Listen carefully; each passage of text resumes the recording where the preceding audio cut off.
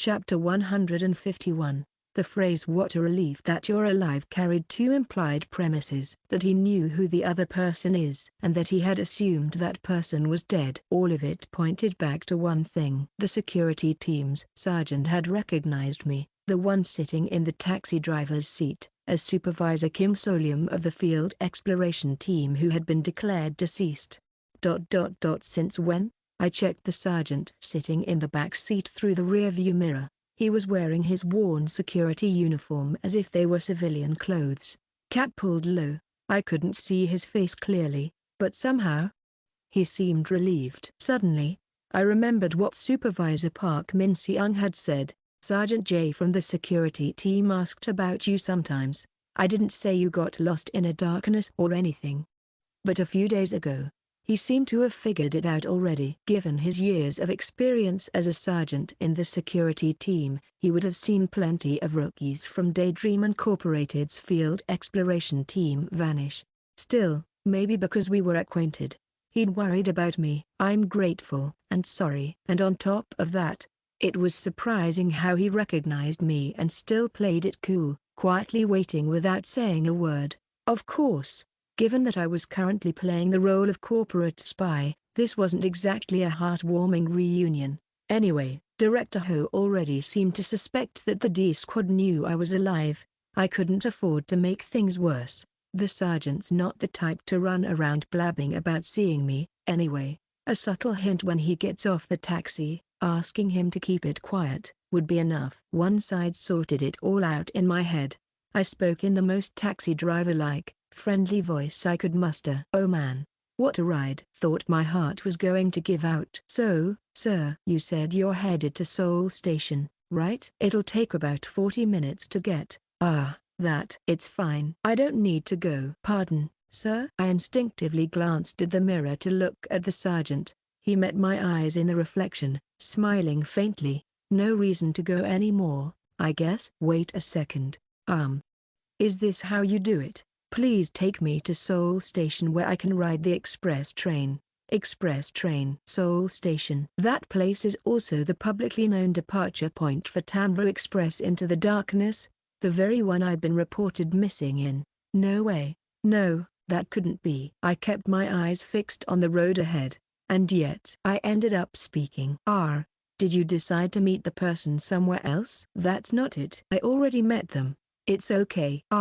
Damn it. He really did come looking for me? The guy who's not even allowed outside except at night. It's been over a month since I went missing. Everyone had given up hope and processed me as dead. And yet, this guy. Just because we were somewhat acquainted, he came chasing traces of me before dawn to catch the express train. Maybe it's because I know his backstory. Before he was assigned to the security team, he was a named squad leader of the B Squad. Somehow, that made it even more touching, and it made me think, if it's to this extent, maybe he's trustworthy. He was never the type to be blindly loyal or passionate about the company anyway. If that's the case, I decided to double-check. "Sir, are you maybe out on assignment? Does the company reimburse the fare or maybe track your location for reports?" No, they don't," the sergeant answered firmly. "They don't really care enough to do that now, and these days, they're more lenient about going out, too." "All right then. Before sunrise, would you like to take a little drive with me?" I turned off the car's built-in navigation and pulled up a new route on my personal phone. The destination, a location accessible through the keywords .tn, empathy, attention, toy, the lab where Daydream Incorporated's prototype device was stored. I parked the taxi at the destination. As soon as I got out with the sergeant, I called out to him. "JC." The sergeant looked up instantly, not in surprise, but almost with relief. So the taxi wasn't contaminated by the darkness. "Pardon?"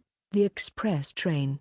Sometimes you get contaminated while riding it, and you end up reassigned to other transport, like as a driver or something." Hold on. Did he seriously think I'd been so contaminated by a ghost story that I became a ghost story taxi driver, and just played along the whole time? If I'd pushed too hard, He might have tried to yeet me out of the car. Cold sweat ran down my back. Good thing that misunderstanding didn't go too far, and he got out when he did. It's nothing. Still, thank you for worrying about me. Yes, what a relief. I almost had the rare experience of walking straight into the maw of a ghost story. I let out a sigh of relief inwardly and locked the car door after the sergeant stepped out. Then suddenly, a question popped into my mind. But why did you suddenly hail a taxi in the mountains? Don't tell me. He tried walking to Seoul Station from the mountains and got lost. The mountain? A confused voice. I was in front of the company, ? The explanation that followed was this: as expected, the sergeant had been dazedly walking from in front of the company towards Seoul Station. It was so early that all public transportation had stopped, and apparently he'd forgotten how to call a taxi. And then he saw it, a taxi that oddly stood out to the eye. And I heard the radio! Hearing the radio, reminded me of the time I took a taxi before. So, though clumsy, he'd impulsively followed the taxi and managed to catch it. There was only one possible explanation for this entire story. Brawn, distorted time and space, and the spotlight. If it was the handiwork of the showbiz ghost story host, then no wonder it left such a chilling impression. And the way the sergeant recognized me was just as striking. The smell! I have a good nose, a remark that, to anyone watching, would be extremely convincing coming from someone tainted by an animal ghost story with a snout. In any case, I had a rough grasp of the situation now. I shook my head once and moved closer to show him something. This way, please. A door disguised as a manhole cover, propped up against a wall in an alley. It would be better to go inside and talk in more detail. Then I opened the door and headed down. Oh, the sergeant followed behind with a lifeless murmur, but the moment he saw the lab's nameplate, he froze for a second. Dream incubation room. This is the company. I don't think so. I opened the lab door and let the sergeant see inside, but it does seem to be connected!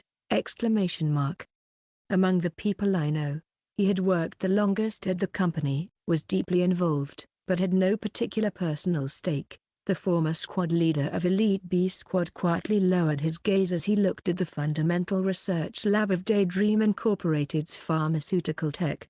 JC. Is there anything here that catches your eye? Rather than his usual sluggish motions, which had shown not even a drop of enthusiasm, the sergeant moved swiftly and precisely through the lab. Even his eyes seemed like someone else's.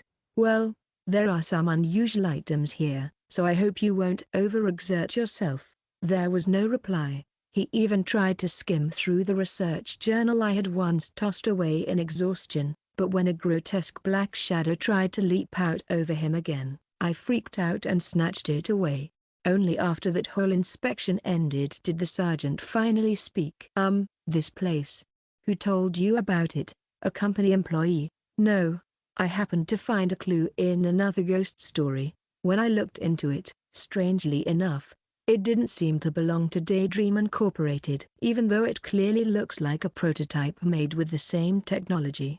The sergeant affirmed this with silence. Do you have any idea what this place might be? Even if it's just a suspicion or a partial guess. The sergeant glanced around the lifeless, seemingly abandoned lab space, then opened his mouth with a peculiar expression. You know. Have you heard of the company disposing of darknesses? No, but I actually had. I directly witnessed how their plot device was updated several times to become more coherent, but since it would be too odd for a rookie to know such things, it was better to hear it directly from the sergeant. What do you mean by disposing of darknesses? I mean, even if someone clears it, if essence can't be extracted from it anymore, they throw it out because it's no longer useful. That's right. Ghost stories that, from Daydream Incorporated's perspective, no longer yield any productivity. When a darkness loses its supernatural presence, dream essence can no longer be harvested from it. In such cases, after the deletion procedure of its registration number, it's discarded, although some are recycled through research or recharge processes. Here,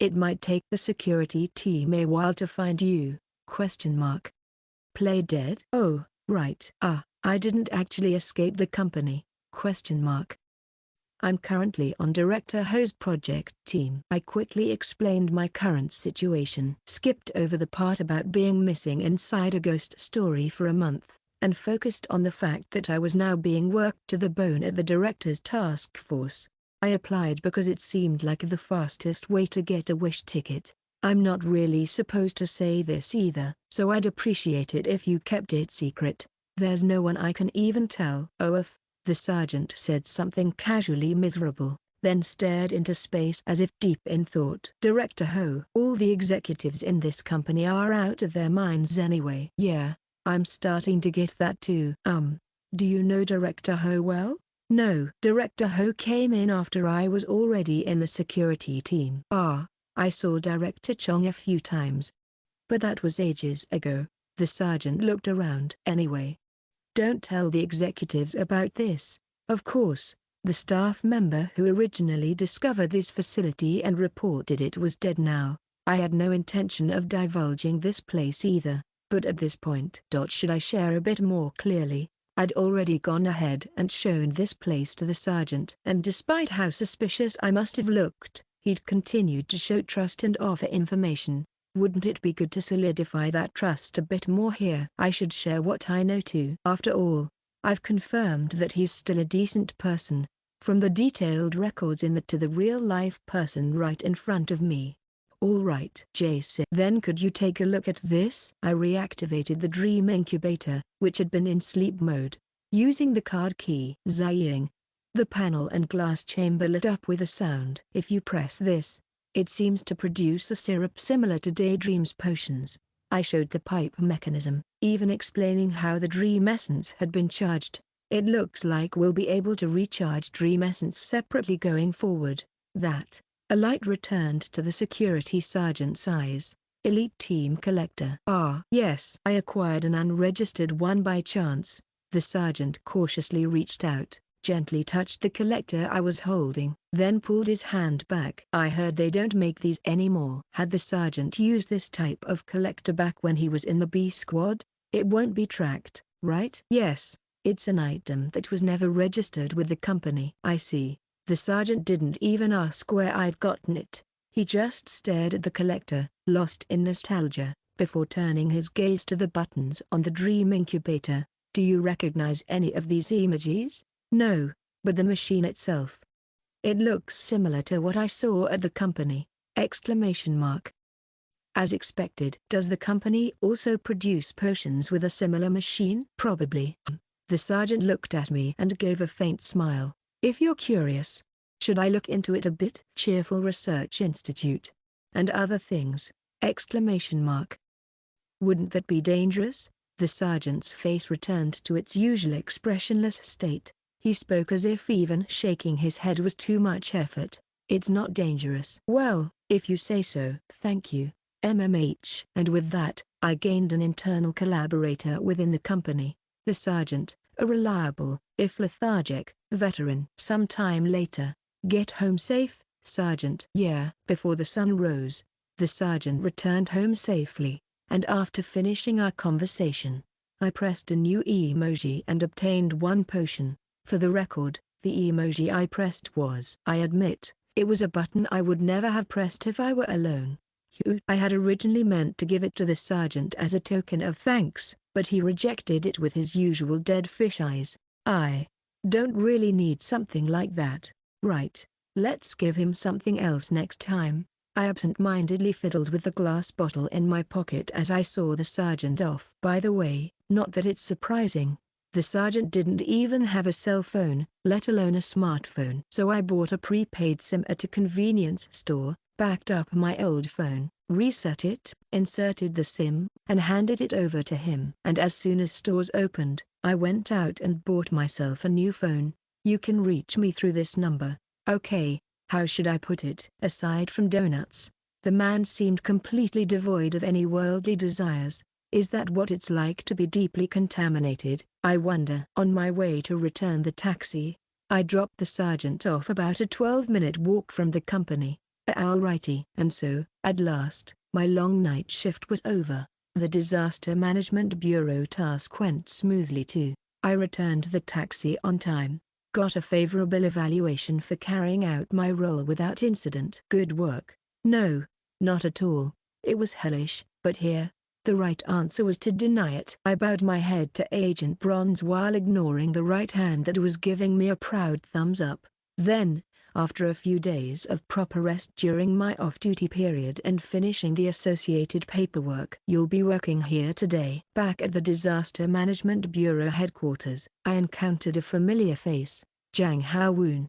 My fellow recruit's eyes lit up when he saw me, but he quickly bowed his head in a forced show of politeness. The supervisor standing in front of him laughed and extended a hand to Agent Bronze beside me. It's been a while, Agent Bronze. Is this the new recruit? Yes, I look forward to working with you. That's right. Today was the job I'd been waiting for. Site cleanup unit duty. I'll definitely prove I'm suited for this. I failed to prove it. 152. Chapter 152. The beginning of this whole shitshow traces back to when I first reported in for duty with the site cleanup unit. Up until that point, everything had been going smoothly. All right, time for introductions. This here is our new recruit, Agent Hwagak. A middle-aged woman with the air of a kindly scholar introduced me to Jang Hao-woon, and we exchanged names as if it were our first time meeting. Pardon, I go by Grapes. And nice to meet you. HRK, cough. Yes. For some reason, Jang Hao-woon nearly choked once, but things moved along smoothly, and everyone laughed and greeted each other in good spirits. The team leader of Site Cleanup Unit's Vermilion Bird Team 2-1, was chatting with Agent Bronze, and I could overhear them mention that I had requested to join their team, likely a nudge from Bronze's side. Haha, our kid's still rookie too, so it'd be nice to have someone his age on the team. Yes, I'll do my best. Thank you, Agent Bronze. I did my best to look tense, hunching my shoulders like a nervous newbie, even though I was grinning like a fool inside. Jang Hao-woon glanced at me and quickly redirected his gaze. All right, today's site. Yeah, it shouldn't be too tough, so the two rookies should be just right for the job. The team leader gave us each a friendly pat on the shoulder. It's a ghost story the Black Tortoise Team 1 just cleared during a civilian rescue. That team's under Agent Bronze. Heard of them? Yes. I've heard more than enough to feel like I was being forced into the division at one point. Anyway, Vermilion Bird Team 2's leader gave us a clean and efficient briefing on today's supernatural disaster site. Even covered safety measures. If at any point you feel like you can't handle it, speak up. Agent Grapes' senior is on standby outside. Thank you, but that won't be necessary. I was absolutely going to complete this site cleanup perfectly and wrap up the documentation just as flawlessly. Besides, it's a ghost story I'm familiar with. No, more than familiar. It was practically a friendly face. I didn't even care whether my popsicle got restored or not. I remember watching people fight all night over how this ghost story should end. And because it ended in the way I thought was most logical, I'd shown up to work the next day running on dopamine. So it stuck clearly in my mind. Sure, it's the kind of ghost story that scares me the most. But the ghostly stuff has already passed. No ghosts appear anymore. And as far as cleanup goes, it's similar to the taxi case I handled previously. The difference is that no more supernatural beings will jump out. This is literally just cleanup work. Wearing this uniform makes me feel strangely calm. Putting on a white hazmat suit-like uniform provided for cleanup, Jang Hao-woon spoke cheerfully. It really does. Being covered head to toe like this gave a sense of psychological safety. I responded with a bright smile, and for some reason, Jang Hao-woon's expression turned a little awkward. Did I come off too friendly? All right then, Agent Hwagak, give us the field briefing again. Yes. Following the team leader's cue, Jang Hao-woon turned to me and spoke crisply. The supernatural disaster we'll be handling today is located in Dobong-gu, and the estimated time for full cleanup is 3 hours. Its key feature is as follows. A clear, Concise description followed. A public phone booth that tells scary stories. A neighborhood in Seoul, with the sky darkening into dusk. Standing alone by the roadside, was an old public phone booth. Something you hardly see in Korea anymore. It had a pale blue roof. Its appearance is that of a standard public booth manufactured in the 1980s, visibly aged. But if you try calling from it, the line still connects. The inner walls were plastered with old, peeling phone number ads, stuck there long ago. Most of the advertisement stickers attached next to the phone are from businesses that are no longer in operation. However, among them, there is a 12 cm by 7 cm advertisement sticker finished in dark red and yellow. When the number listed under "We Tell Scary Stories" is dialed, it tells a terrifying story related to the phone booth. The number consists of 13 digits and cannot be connected to from outside the booth using other devices. Booth users who witnessed the sticker reported feeling a strong urge to make the call. That's where the supernatural disaster begins, and the terrifying story it tells actually takes place within the booth itself. Earlier this afternoon, a response and rescue team pulled a civilian out of that phone booth after they'd gotten caught up in the ghost story. So our job now was to clean up that eerie sight left in the wake of the ghost story. The current situation. The inside of the booth was filled with bright red blood, spilling out and pooling onto the ground. Wow. I want to run away, but if I screw this up, I'll be recommended for resignation. I swallowed hard. Let's go in. Why yes. Jang Ha-woon, who was also weak against blood, looked like he might faint, but like me, he was a spy. There's no backing down. So the two of us creaked our way toward the phone booth. Note/S. 1 million bird, -one of the 4 gods of East Asian mythology, representing the fire element, the directional south and the season of summer. It is a red bird that resembles a pheasant with a fire-colored plumage and is perpetually covered in flames. Source: Wikipedia, Namu Wiki. Read more about it over here. https://n.namu.wiki/w/%e.c %A 3% BC %E.c %9E 91% E 8F 84% E.A B 5% 90, and https://n.wikipedia.org/wiki/vermilion_bird. Backtracking a bit, I'll be translating as black tortoise instead of turtle snake. I wasn't sure about the law and if there was an official way to translate the 4 gods' names in English greater than. Special shout out to Tomioka Jiu for pointing this out. Thanks. The receiver was dangling by its cord, barely hanging on, and it looked like the blood had started spilling from there. I'll take pictures. Why yes. I raised the camera, zoomed in with the phone booth centered in the frame. There's something floating on the blood. Organs. Goosebumps ran down my back. Please think. The civilian was rescued safely, so that stuff might as well be props. Yeah. Just pretend I walked into a haunted house. Haunted houses are scary too. Anyway, suck it up. I scolded myself and finally finished the burst shots, then lowered the camera. Next to me, Jang Ha-woon stiffly approached the booth, opened the door, and inserted the cleaning device. Misfortune swallower. It was a special device of the site cleanup unit that was shaped like an industrial vacuum. It efficiently sucked up the blood. However, due to the size of the entrance, anything larger than that had to be manually collected by us. You okay? Why yes, we're, fully covered, so, yeah, direct contact without a protective barrier would be the absolute worst. Fortunately, Jang Ha-woon didn't pass out, and the two of us entered the booth to begin cleaning. What the hell? Swallowing curses, I picked up the entrails and round organs and placed them into the designated collection bin. There was no actual danger to our lives, so I got to fully experience the fear in its purest form, completely conscious and calm. I can't take this anymore. Help me. I squeezed my eyes shut several times out of sheer revulsion. Seeing that, Jang Ha-woon, pale-faced, offered a kind of praise. You're doing a great job. You really seem like a proper rookie. I mean that in a good way. Thank you. I'm not acting. Holding back things I couldn't say aloud. I continued the cleanup quickly, mechanically. Thankfully, the blood inside the booth was vacuumed up easily. And maybe because of the protective suits we were wearing, the job was going far more smoothly than I'd expected after first seeing that insane booth. Let's not look too closely. I tried my best not to think about how we'd have to count how many organs were recovered when this was over, and I thoroughly cleared out the ghostly filth inside the booth. And then, spraying disinfectant. Next. Huh? Yes? Just now. Did you say what we're doing next?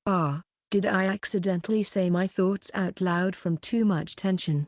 The next thing is, we slowly turned our heads. The top of the phone, previously submerged in blood, was being revealed as the vacuum sucked it up. The clotted blood splashed and dripped to the floor. Drip, drip. And then it revealed a clean speaker. To hear the next scary story, please press 4. Thunk. The booth door closed shut. Exclamation mark. To hear the next scary story, please press 4. We instinctively backed away from the phone. That gritty, mechanical buzz of a pre-recorded message played from the speaker. The call didn't end. Beep. A short electronic tone. One of the buttons on the phone body pressed itself. First of the second row. Bring. Let us tell you the next scary story.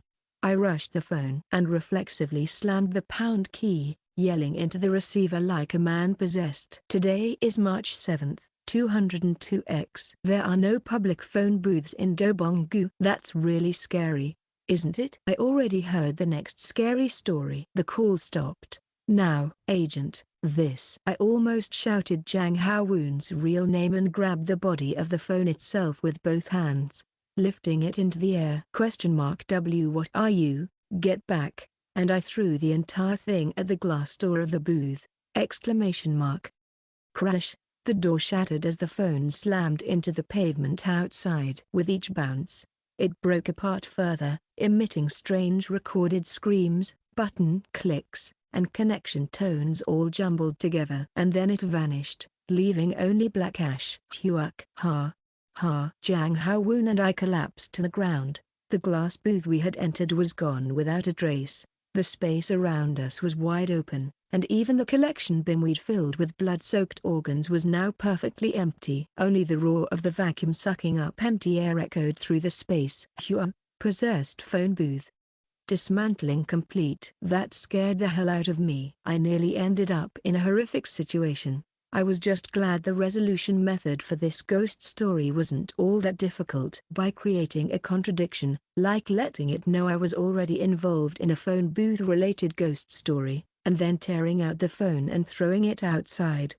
Since the scary story only has effect within the booth, it naturally dissipates once removed. It was a supernatural disaster resolution method that essentially made the ghost story consume itself. I always liked that kind of method personally. It's kind of amazing I actually got to use it. Agent Grapes. I could hear my senior agent running toward us. They must have been shocked when the phone booth suddenly disappeared. Yes, Agent Bronze, I managed to escape safely. No, wait. So there was a senior agent on standby outside the whole time. Didn't that mean I could have just stayed put? And more than that, I didn't clean up the site. I erased the site entirely. Didn't I? I looked up. Agent Bronze, who had come running, was staring at us in stunned silence. Did you just destroy the phone booth? Bwahahaha.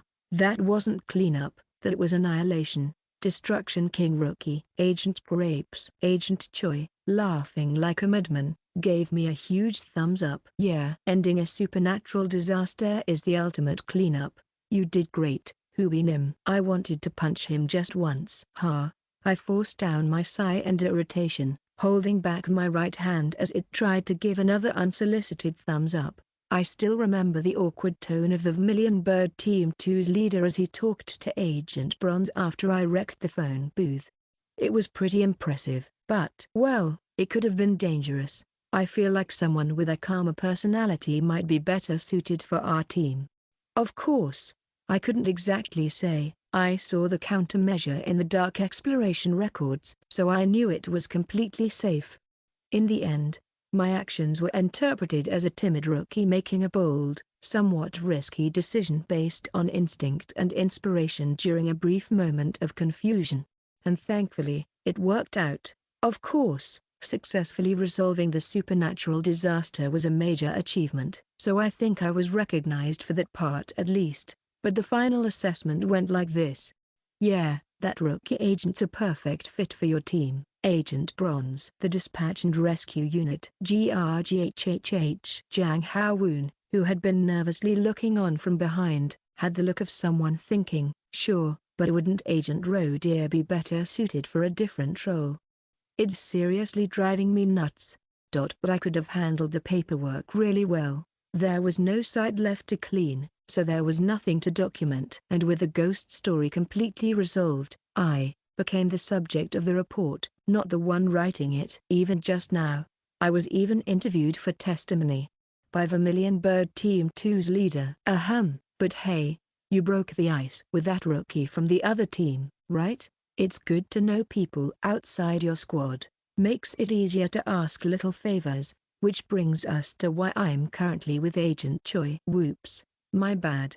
I forgot your team assignment hasn't been finalized yet. I got ahead of myself. But hey, you're with us today, right? Yeah. Because my next assignment's already been decided. As a rookie agent, I'm doing 3 weeks of rotational duty with various teams. Which means, welcome back to Black Tortoise Team 1. Yep, I get to do another round with the Response and Rescue Unit. Apparently, the incident I caused gave HR just the nudge they needed to justify assigning me back here one more time, just to see how it goes. Agent Bronze, he must have tried to shield me. But the logic of this is something rookie agents should experience was too strong to overcome. Man, some rookies have all the luck.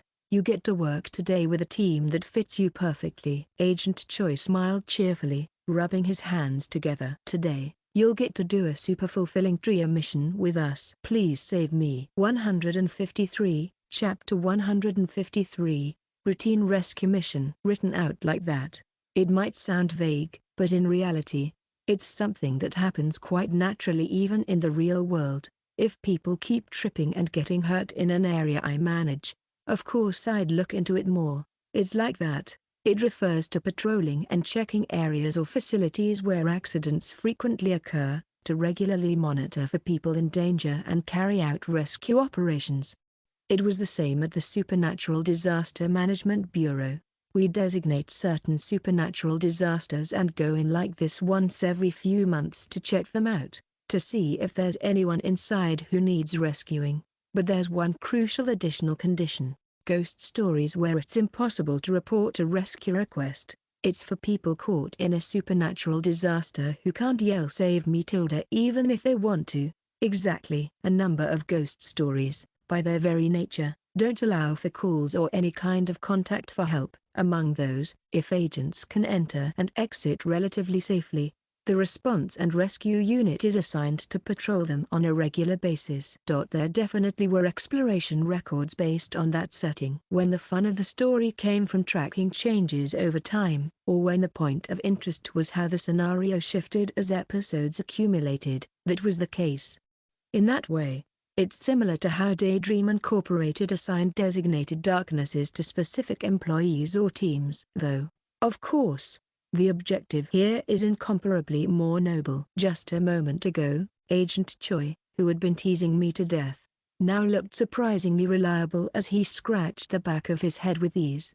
And this ghost story, as long as you strictly follow the rules, it's not dangerous.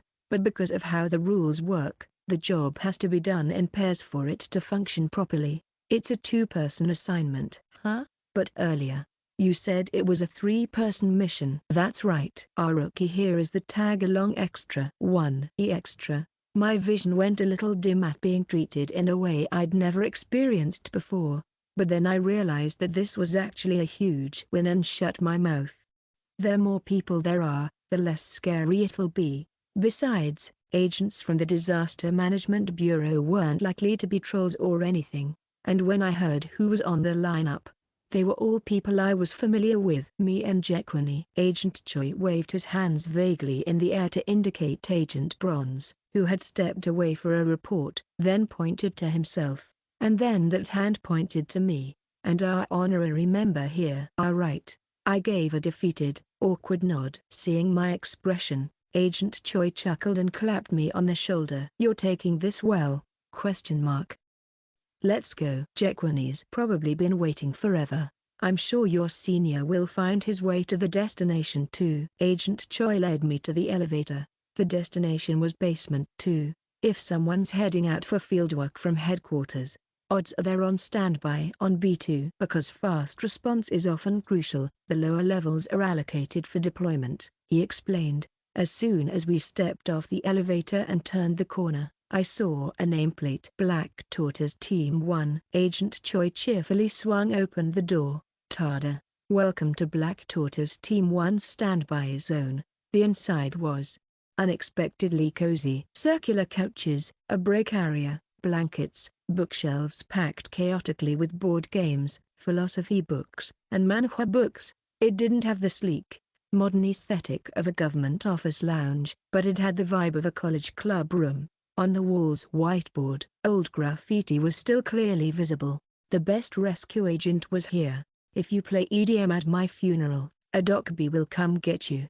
We'll never forget our Black Tortoise Team 1. They were probably messages left to my people who could no longer take on missions, never erased, just accumulating over time." It was the complete opposite of the sleek, personalized solo workstations of Daydream Incorporated's elite teams. Haha, one of our retired guys was into home decor and once brought in a haunted painting. "Isn't it great? Just sitting here, the work practically finds you." "Yes, it's a very pleasant space." Agent Choi, momentarily at a loss for words, gave me a slow smile. "Right? I told you it was a good team. I wasn't lying. In that sense, well hey, you could totally join our team." "I'm fine, thank you." That was close. I almost gave him an opening. Yeah, still got some time left anyway." Agent Choi guided me over to the sofa, and we sat across from each other, taking a short breather. Between the two sofas was a table, lumpy and uneven under a tablecloth, probably meant to keep the dust off, but it somehow felt oddly homey. "Phew. Let's rest a bit until Jekwani gets back." "Yes." "And here." Agent Choi suddenly gave a somewhat gentle smile and took out a well-sealed piece of paper from his inner pocket. It was the scrap of paper I had given him, the one I'd bought at the manhole market. "Acknowledgement. Sorry, but there doesn't seem to be any supernatural disaster in the Bureau's database that matches this note." "Well, of course not. That was just a clue pointing to the location of the lab hidden behind the manhole." And as if this kind of situation was familiar to him, Agent Choi added a few words, like he was trying to comfort Rookie. "Maybe the Bureau just hasn't picked it up yet." "These things happen a lot. You've just got to be patient and wait it out. Are you okay with that?" He was probably asking because what he really meant was, "Looks like we're not going to be able to save this person." But I nodded. "Yes, really." Then, taking a deep breath, I accepted the slip of paper Agent Choi held out. "To be honest, I've already confirmed the corpse of the researcher I made the transaction with." If this were a real situation, I'd probably say something like this. "Still, I think there's meaning in at least making the attempt." Agent Choi didn't respond for a moment. Was that too obvious? Just as I started to regret it, Hubi Nim, "Give that back for a second. Question mark. Agent Choi extended his hand again. "I'll check one more time." "Just once." Note/S. 1. The term used was actually, which is a kind of kimchi that's made of radish, used as slang to refer to someone who's less popular but allowed to hang out with a group. "Sorry?" "When you've been around this long, you've got more than just the database." "I've got my own tricks too. I'll give it one more shot." And so the note returned to Agent Choi. I felt a bit guilty, but this was a life or death matter, so I kept my mouth shut. "I'll repay him by working like a mule for the Bureau." "Thank you." "Okay." This time, Agent Choi didn't say anything like "if you're that thankful, just join our team already." He just gave a dry chuckle and let it go. Is he going to ask one of his informants? Agent Choi had so many exploration records, and that meant he'd crossed paths with plenty of different factions. Which meant that, in the end, he'd become a character with wide-reaching connections. So when he said he'd look into it again, It probably meant he was going to check sources outside the bureau too. Well, whatever. If he says he'll take a look, that's all it means. Probably just another excuse to try and recruit me into Black Tortoise Team 1. Wait a second. No way. He's not seriously going to find a ghost story that fits the note, is he? Don't tell me this is going to spiral into some ridiculous and implausible plot twist where there really is a matching ghost story. Nah, no way. Just imagining it made cold sweat trickle down my back. Time to stop. And right after Agent Choi tucked the note back into his coat, finally, the last agent for today's mission walked through the door of the waiting room. Oh, Jekwani. Agent Bronze strode in confidently and took a seat on the sofa. Yes, this was the person I needed to make a confession to. I immediately bowed my head. Agent Bronze. I'm really sorry. Huh? You went out of your way to help me, and I totally messed up the field cleanup mission. This was my appeal. Please, give me one more chance. I haven't given up on the site cleanup unit just yet. Agent Bronze let out a quiet sigh and shook his head. There's no need to apologize. Yet it'd be weirder if someone apologized for obliterating a supernatural disaster. Agent Igu, Jekwani's so scary. Let's work. When Agent Bronze glared at him, Agent Choi panicked, whistled, and quickly pulled out the mission briefing papers. Thanks to that, I missed my timing to make an appeal. I'll have to wait for another chance, but since I'd be joining today's mission, another opportunity was bound to come. Hubi Nim. Where did I leave off?